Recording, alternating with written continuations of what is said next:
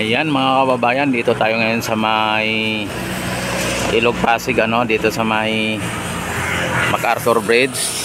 At kung nyo makikita mga kababayan ay nagano na sila dito, at para pinturahan yung mga steel beam na nandito. Ayan, at kung nyo nakikita may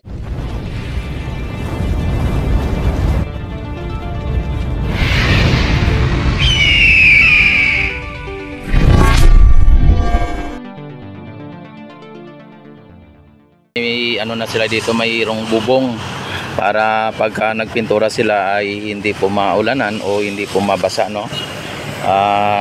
dito yung ibang mga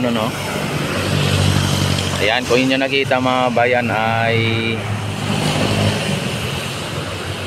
okay pa sa all right dito mga bayan. At dito yung crane at bako, ayan, at ang mga natin, mga obrero natin. Chairman! Foreman yan, yung foreman doon. Yung foreman. Tapos ang dito mga bayan, linalagan nila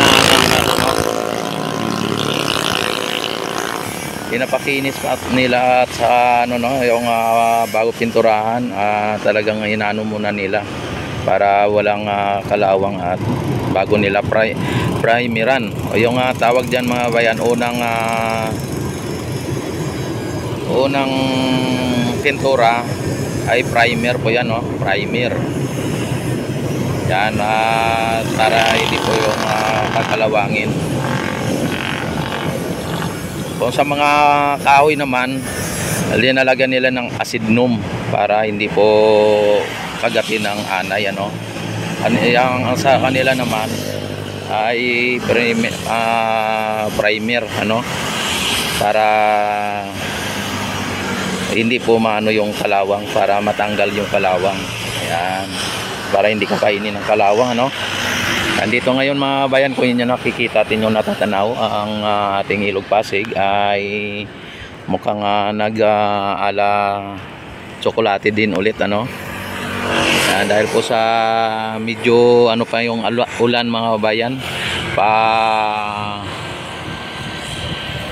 pabagsak-bagsak kung minsan ay kumbaga pabugso-bugso, biglang ulan, biglang araw. Kaya ngayon may araw mga bayan,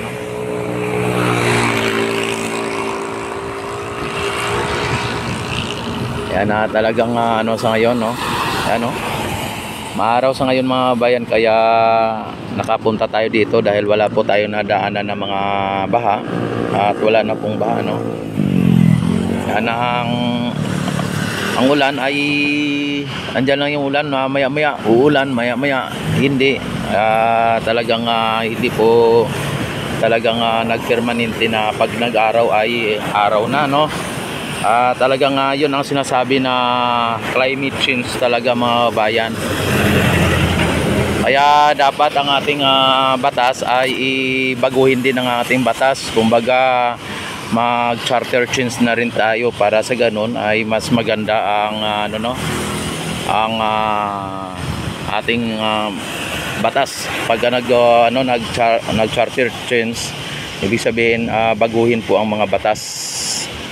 Kaya yung batas ngayon ay katulad nito, ay kahit na alam na natin na may mga pang-aabuso, may mga pagnanakaw na sa kaban ng gobyerno, ay dahil po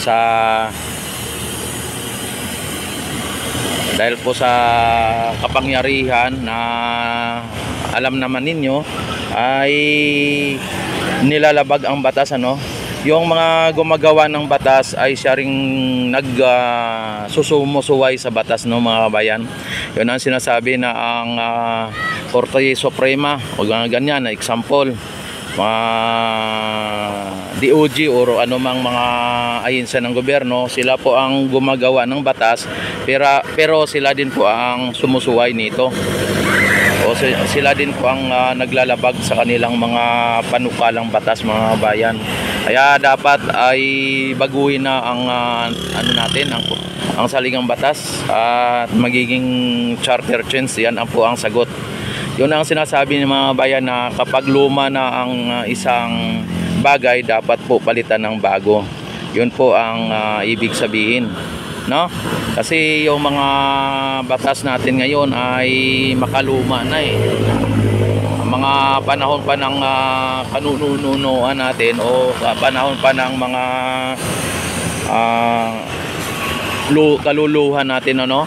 Kaya dapat ay baguhin na, dahil po yung mga kanunuan natin ay wala na. Dapat ay baguhin na rin, at para sa ganon mas maganda at maging modernisasyon ang ating saligang batas, magiging kapaki-pakinabang. Katulad ngayon ay parang wala, no, sinusuway ang batas, mga bayan. Alang-alang lang doon sa may makapangyarihan at mapira na kayang bilhin ang mga anumang bagay. Yan ang sinasabi, mga bayan, na ang pera ay root of evil, o ugat ng kasamaan. Yan po ang umiiral ngayon sa ating konstitusyon o sa ating batas, mga bayan.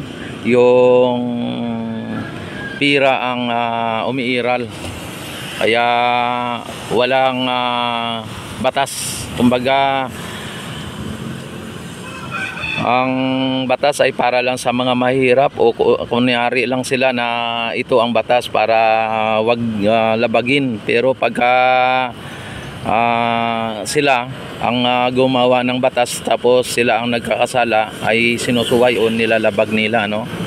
Yan, talagang ganun po. Ayan, inano po nila, ang dinalagyan nila ng parang mga bayan, yung parang lason na para hindi po kakalawangin. Kasi nung kami ay nagpipintura, mga bayan, ang ginagamit namin ay yung primer pinto, yung pang primer. Ibig sabihin yun ang tumutunaw ng mga kalawang, mga bayan. Tapos first coat, tapos yung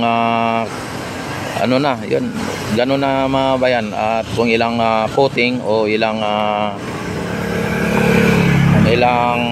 pintura ang ilalagay para mas makapal, mas maganda, no?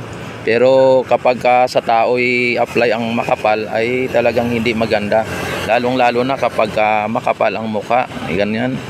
Kaya't na alam na natin na may kasalanan ang mga opisyalis natin, ay doon pa rin tayo, no? At may ebidensya na paninira pa, mga bayan.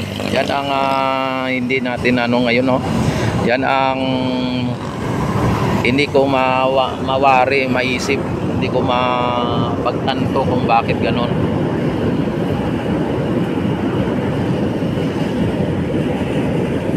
Yun ang sinasabi ng na kapag gumawa ka ng mabuti, ay ikasasama mo.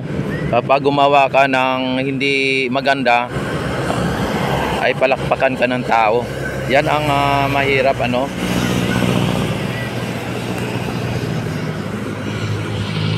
Ayan, nakita naman ninyo, mga bayan, yung natin doon ay pinaliliguan na ng mga ng mga kabataan. Ayan, talagang hindi pa po ginagawa dito, no? Bagos na na to, na ang pag-alam ko na buhusan na ito, no? Nabuhusan na, pero hindi pa nila tinanggal yung yan. Tingnan natin, isilipin natin dito. Yung ginawa na pong swimming pool dito, mga bayan.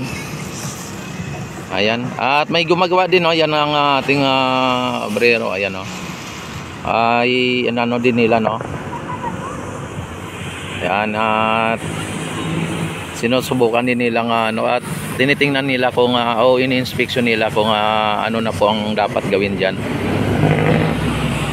Yan, at dito ay Okay pa, so alright dito mga bayan, at ito po ang pinakalitis dito, no, at dadako tayo dito sa kabila. Ang ating Ilog Pasig mga bayan ay wala po tayo nakita ang mga basura o mga naanod na mga water hyacinth o water lily.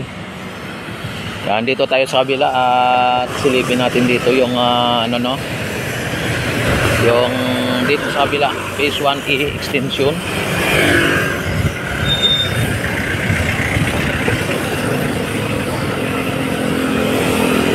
Ayan mga bayan, dito sa may phase 1E extension mga bayan, kung inyo napapansin at inyo natatanaw, inyo nakikita, yung mga barracks dito ay tinatanggal na, oh. Yan, tinatanggal na dito yung mga barracks, ano. Yan. At kung inyo napapansin mga bayan ay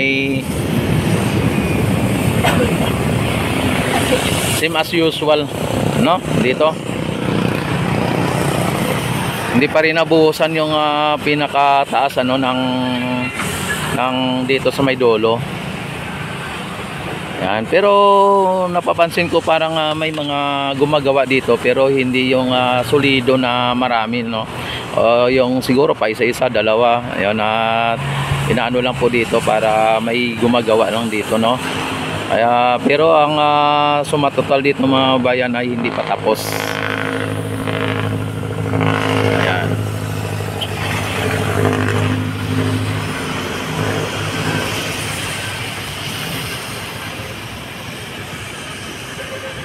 Ayan, at don't forget to like and subscribe my YouTube channel.